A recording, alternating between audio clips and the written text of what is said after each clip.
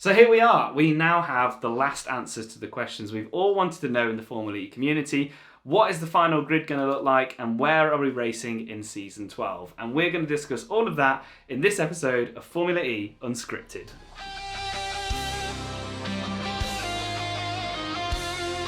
So, the grid is set and the silence breaks. Cupra Kiro have finalised both of their seats this week, talking about who's going to be driving for them.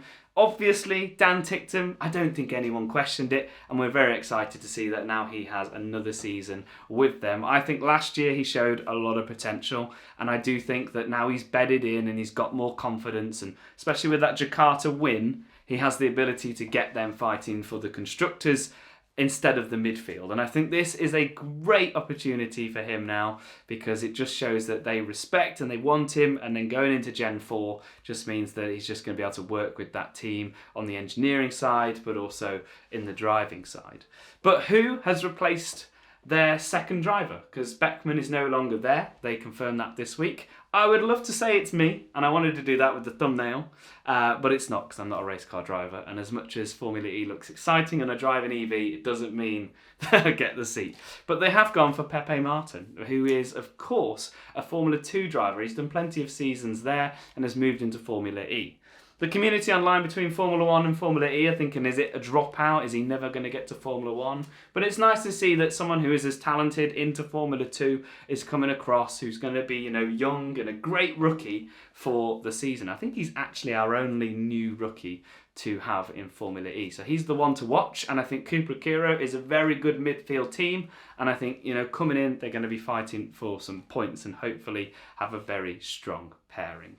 So yeah, I'm excited. Obviously, the Madrid race, and we'll talk more about the calendar in a minute, will potentially be his home race because he's Spanish. And of course, this is what they posted on the Instagram before they announced it, which is how we knew Beckman was gone. So it is an interesting one, but it's nice to see. And I think that because obviously we've gone from 22 drivers down to 20, and this is why we've lost some talent.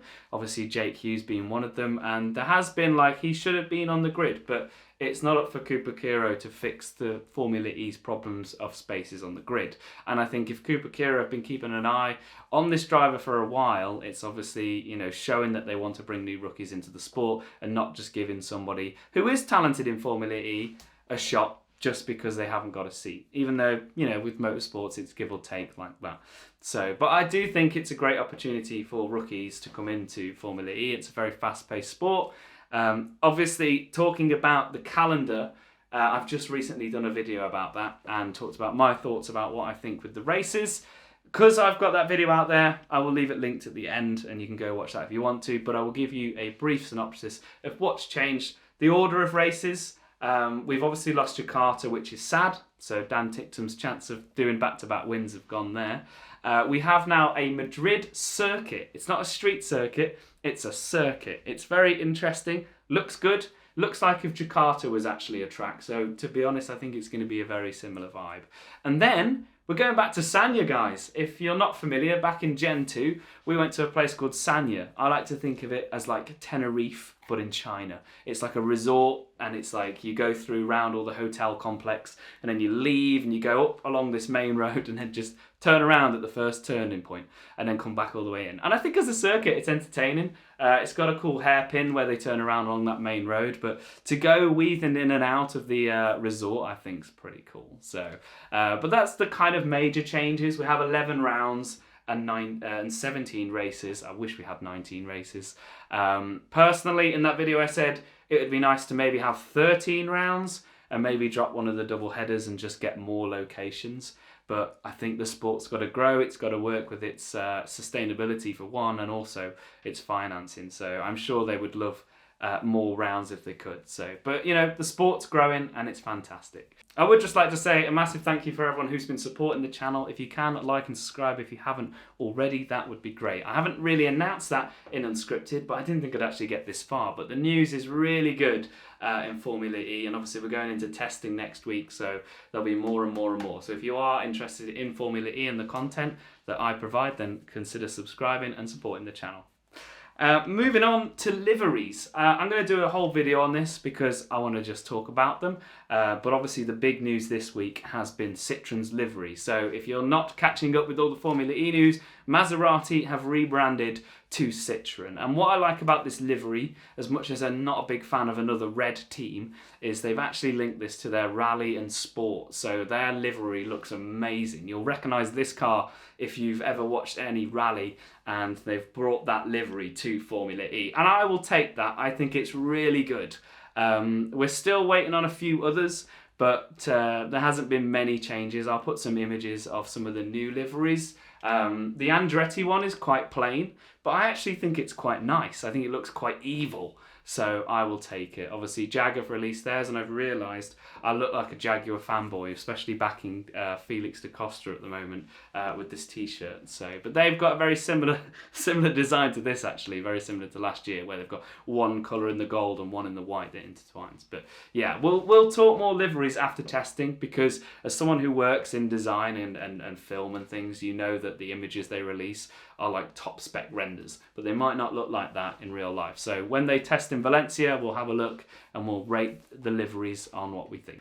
So yeah, testing 27th to the 30th in Valencia. I'd love to have gone, but just haven't had that this year. But obviously I know that the Formula E guys are going, the Formula E Zone guys, they're doing some reporting, so we will get some coverage and some opinions on that. Give them a shout out for also supporting the channel, as they are also another YouTube channel who talk about Formula E, and you should definitely go check them out. So yeah, I'm very excited for testing. This is where we're going to start seeing who's got the best software.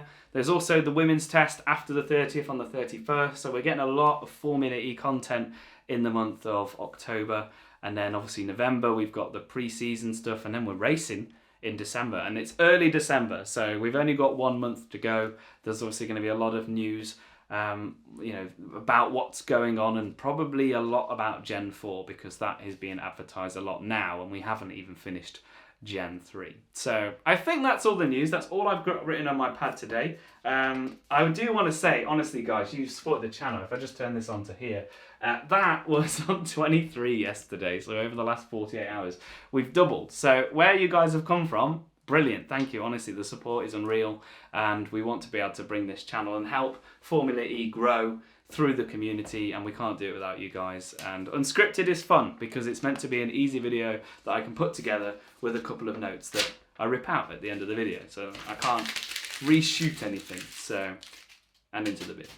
So yeah, thank you very much for watching. I hope you've enjoyed this episode of Unscripted. It's finally good to get the answers to the questions that we've all been asking. Who's Cupra Kiro and where are we racing? Because honestly, we had a lot of 2BCs until they confirmed that last week. So it's exciting now that we kind of know where we're going. Personally, I think it should be just season 26 instead of season 25, 26.